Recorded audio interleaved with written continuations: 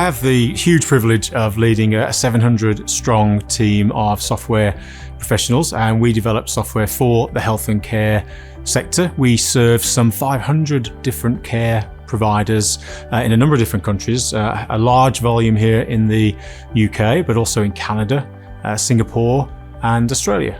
Digitisation in the health and care sector has really always been something of a laggard, quite a long way back from other industries. It's still heavily dependent on paper. And during COVID, with a distributed workforce and completely different challenges, that just wasn't good enough. So we saw a rapid acceleration, particularly in the case of workforce tools, but also in clinical software as well.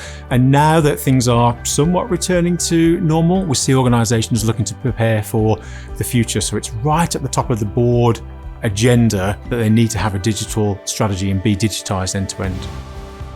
Health and care is at the heart of the community, and it's something that's very personal to us all. We've all either received care or have a loved one that has or is receiving care right now. In healthcare, we have traditionally focused on treating sick people, but that's an unsustainable model. So going forward, we need to be much more upstream and focused on the health of populations so that they don't get sick.